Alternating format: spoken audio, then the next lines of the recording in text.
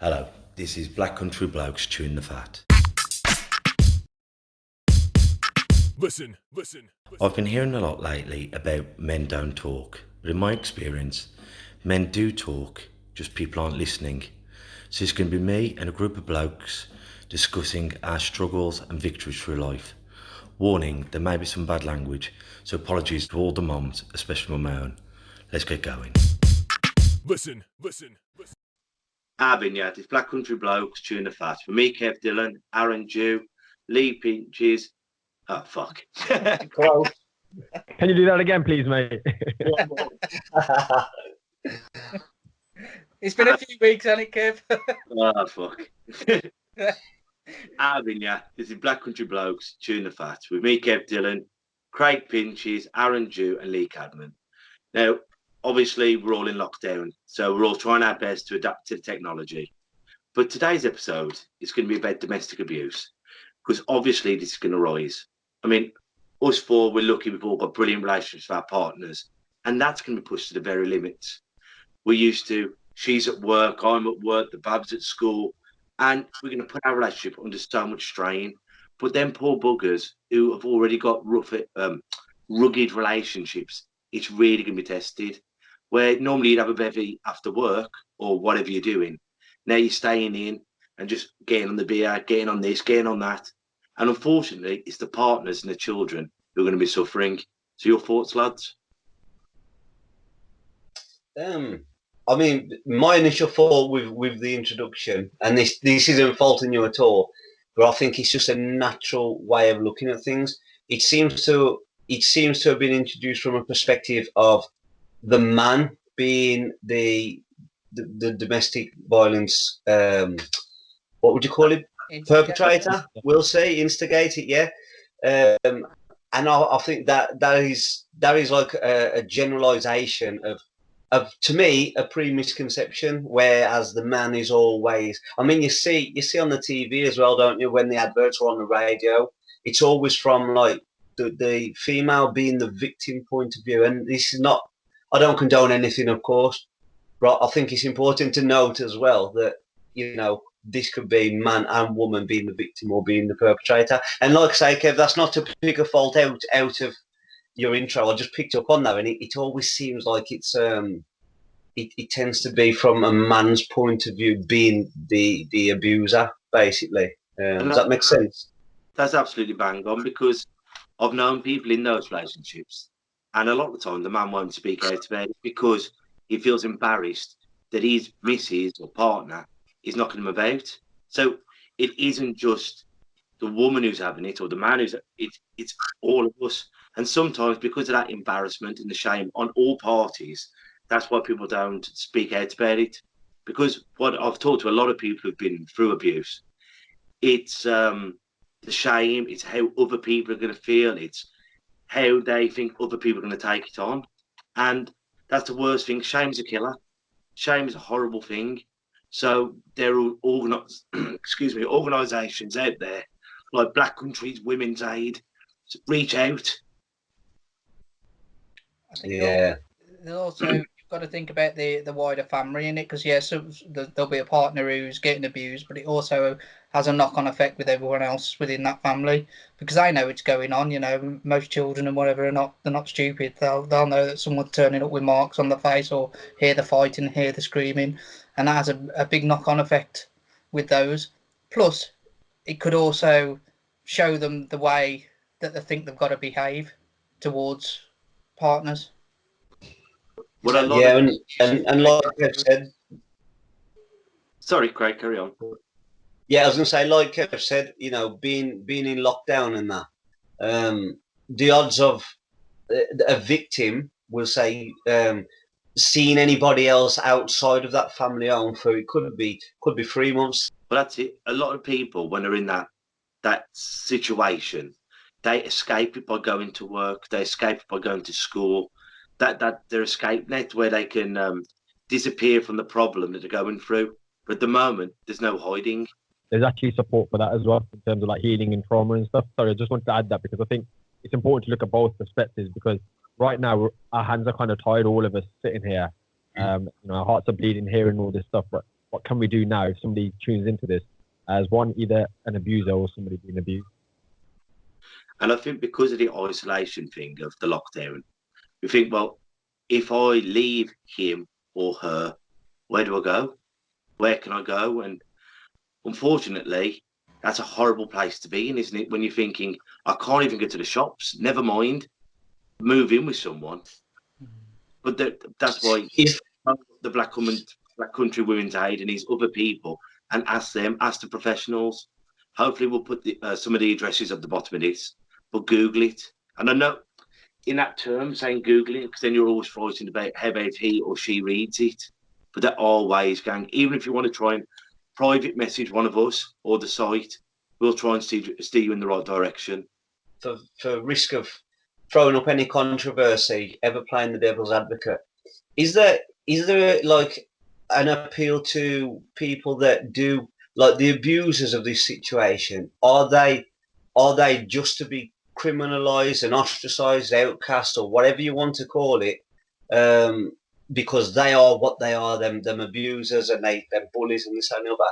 Or is there any way that is there any like foundations and that they help people like them see the error of their ways and sort of help them? Obviously you help the victim first, so I'm probably not making any sense at all here, so I'm just going on a whim. I always think there's ways that we've tried to work things out, and this goes from sexism to racism to any other ism, basically. Is there a way, is there like an unorthodox method of actually going to the abuser, or do they just hide it and just deny it, or can they be helped? What usually happens is they're offered counselling, like anger management, but it's up to you whether you take it, isn't it? And unfortunately, I think like if it's my little girl or my mother or whatever, or one of yours, you'd want the person locking up, but often locking them up doesn't stop the problem. Because a lot of this it's learned behaviour. They've seen their mom or their dad or their auntie, their uncle, their nan, their granddad having this done to them. So a lot of the time they haven't got any reference to realise it's wrong, or then they feel shame that they're aware that they're doing it wrong, but haven't got the tools to put it right. So once again, back to counselling at schools. I think if we could have these different things where we could educate at a young age that this isn't, I'm not going to say correct behaviour, this isn't how, this mechanism isn't the best way of doing it, and showing them from early doors how to deal with that anger, but if this was your daughter and she brought back Tom, Dick and Harry and he was doing this to her, how would that make you feel? And try and educate it with empathy. Don't you think that's already there though, Kev? Like I remember growing up and all your mates, from a bloke's point of view, all your mates never hit a woman, never hit a girl. That was always. But it was happening behind closed doors, wasn't it? It was, but it's already there. The stigmas around it. So if you're still going to do it, even knowing that information, then I think definitely go and get help, and these people need help. But is teaching it in school? What effect is that going to have when it's quite common knowledge, isn't it? You don't go around hitting your partners. But like hitting anybody at this time, like, because we're going to see a lot of things here. Because normally we can go, well, Jasmine's swearing because she heard someone say it at school, or Jasmine's hitting people because she saw someone do it at school. This is going to be when we have to really reflect on how our children are, because we're going to be the influences. However, that depends on whether we're going to be a positive influence by playing with them, giving them lots of time, or whether we're going to be a negative influence because we're knocking mom about, or mom's knocking dad about, or we're both falling over drunk at 11 o'clock in the morning, in the morning. So we are the greatest examples of our children, and they will learn more by our behaviour than by anyone else's. Yeah, I think as well. Going back to what you say, like with the anger management, and it depends whether the abuser wants to take it. I think it's important to note and consider as well, even from a victim's point of view. A lot of victims, they're not stupid, they're not ignorant to what's going on. They just, and it's not always that they feel powerless. I think sometimes is it Stockholm syndrome, where they sort of start to sympathise with their their abuser, so to speak, or their capturer, you know, they might not necessarily. I don't want to spark controversy. I'm not articulating myself well tonight, if I'm honest. But they're not stupid people, is what I'm getting at. So they know all this, and even with the helplines out there, and they know that they're there to help, they may not particularly want to get them. But how do you address that while you're in lockdown? Because when you're face to face with somebody, you can sort of talk them around a little bit. But if you say these organisations are there, you know, maybe sometimes it's the face to face that helps them come to terms with it. So, I mean, what I don't leave them is because the blame turns to shame, and it's, well, I make the perpetrator do this to me because I'm in the wrong, and why would I leave you when who else will want me? It's when you start breaking the will of the person, that's when it's very hard. And sometimes when I've talked to these organisations, and it's normally when Kev fell asleep drunk on the settee, then she's got that window of opportunity to pack everything and run out. But then the problem is, where do they run to at the moment? I think as well, like when I mentioned earlier, is there a way to sort of not help the abusers, but, you know, sort of to guide them other than anger management and that, is because, you know, I hear a lot of people that are in these domestic violent relationships and that, usually female being the victim as well. They usually say, you know what, he's a great guy. Is this, that, and the other? Yes, he hits me, but other than that, he's perfect in every other way, and I love him to bits. So, you know, they may see it as, I can't speak personally from that point of view. You know, I've never really been in that situation myself, but they may see it as though it's worth putting up with because I love him, and every other part of him or her is a beautiful thing. This is just a flaw that he needs help with. You know, is there an aspect? So as you guys were saying that, I think it comes down to like a self-awareness thing as well. So I think there's like two major levels. People who are probably too far gone for this episode, that if they're listening, they're just not going to listen because they are the way they are, and this is the way they've been taught, and this is them just domestically abusing somebody in their house. You just need to actually take a step back and look at their actions. So me and Craig speak about this a lot. So we've obviously openly discussed our anger, and that's not like a domestic abuse issue. It's just generally anger. It could be anger at anything, maybe with ourselves, to be honest.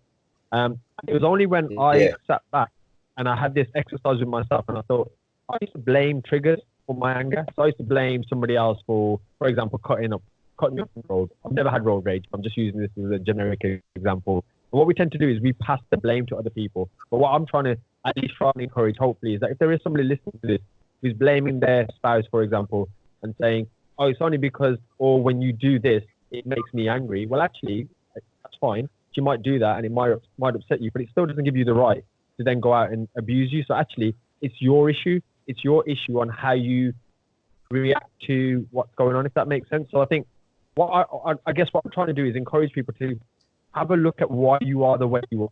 And then, like you guys all mentioned, there are support groups there. There's definitely stuff for abusers, because I can't imagine anyone with a sane mind that feels good or, you know, doesn't feel guilty after abusing someone or being nasty to someone. So I think everyone wants to be a good person deep down. So that, I don't know, that's just my kind of thought process. I'm not sure if I'm making any sense there, guys. No, I think that's bang on. I think sometimes what we get mixed up with is we put our moral compass onto other people as well, because a lot of times you do stuff and you think you're doing it for the right reasons, and until it's pointed out and you have a look at yourself, not blaming anyone, look back and think, well, if that was on the other way, how would that make me feel? But it's tough to do it. But if you do want that strong, happy, loving relationship, and I think most of us do, then have a look thinking, it can't be the rest of the world. It can't be everyone else. What's the saying? Everyone can't be wrong all the time. Yeah, absolutely.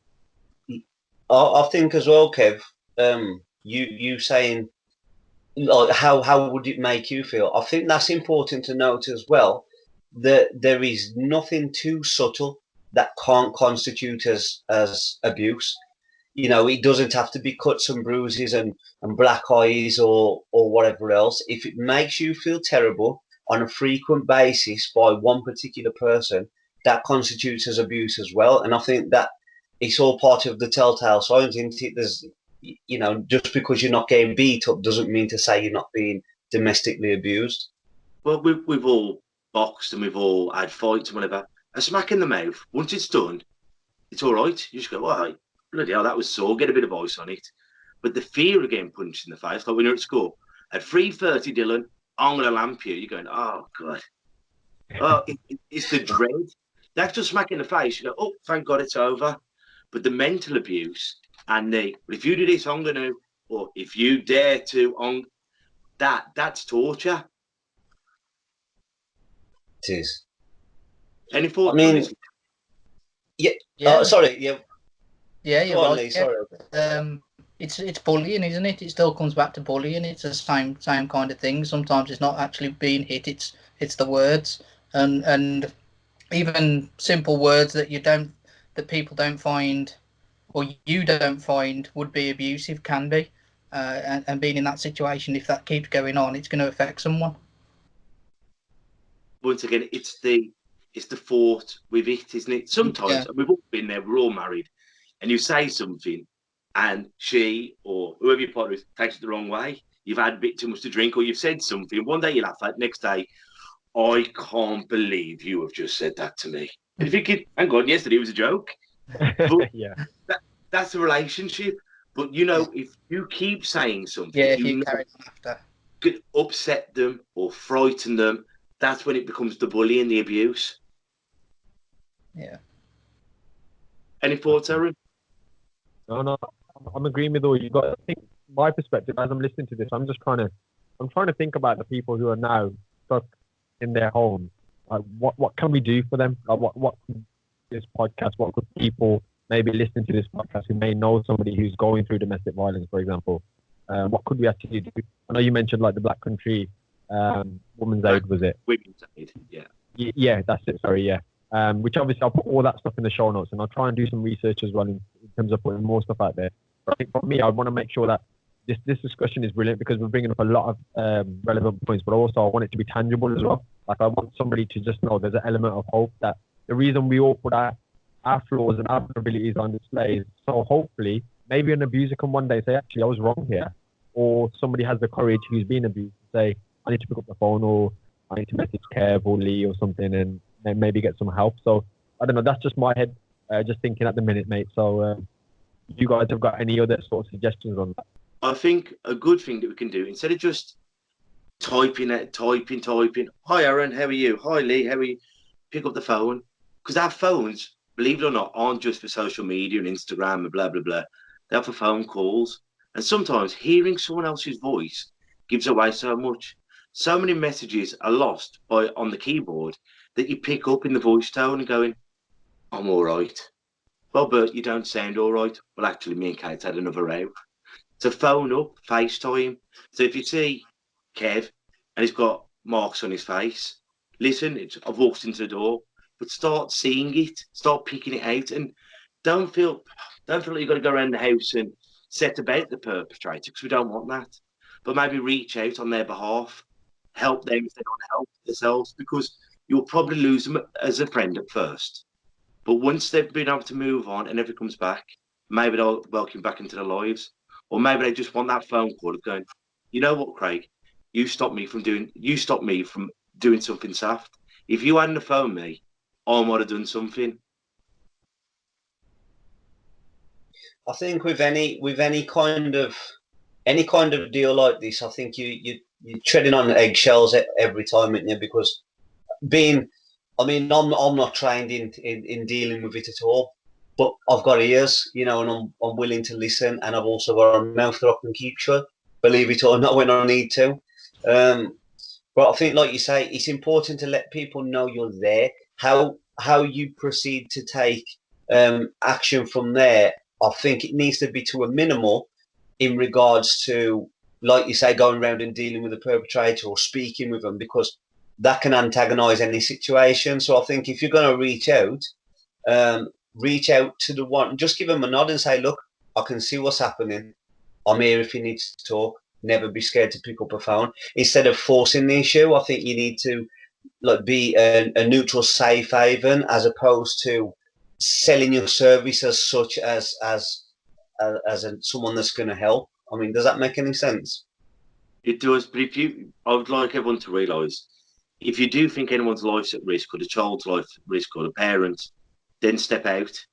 You know what I mean? I'm not saying, oh, the neighbours arguing again, because bloody hell, I'd be locked up. You know what I mean? But if you think someone's life is at risk, then, you know, maybe that's the time to walk through the door first and pick up the phone. What 1 second, Kev? Shouldn't that be? I mean, like you say, this is the topic, but shouldn't there also be just a general rule of etiquette, basically, just how we act is be nice and try and brighten someone's day. You know, in particular, the guys that we feel are in some kind of trouble emotionally, physically. But I think just as a general rule of thumb, just try and brighten people's day instead of dulling the light. Well, I honestly believe this one good thing about this lockdown is we are going to start communicating, because how many times you're at work, you're at the gym, you're whatever, and your mate phones you and goes, I'll phone Craig back later, and weeks go by. But now we're actually thinking, you know what? I'm going to check up on Craig, or I'm going to have a laugh with Lee, or I'm going to see how Aaron's nannies, and because we've got the time on our hands, let's spend it correctly. Let's turn this curse into a blessing, and let's get to know our friends. And another thing, let's reunite with our imagination. Because I honestly believe this could be our renaissance, where some of the greatest poems, songs, movies, paintings will come from this. So instead of just wasting your time by researching negativity, let's think, you know what? I used to love writing poems, or you know what? I've got a great idea for a video game. Let's reunite with our imaginations. Let's be social beings, even though we can't go knock on the door and go, right, Aaron, you coming out to play? We'll send a message. We'll send him an amusing thing from YouTube. We'll put him onto a podcast. Let's reunite with our friends. Spend time with people who we normally miss. Well, until next week, gang. God bless you all. May your God bless you. Stay happy, stay safe, and reunite with your imagination. Ta-ra a bit. Listen. And that's a wrap for another show. But if there are any comments or messages that you would like us to read out for our next podcast, please be in touch. There are also lots of different organisations at the bottom of this page, and hopefully they can help you or someone you care about. Please share this to spread the word. Until we talk next time, ta-ra a bit. Listen.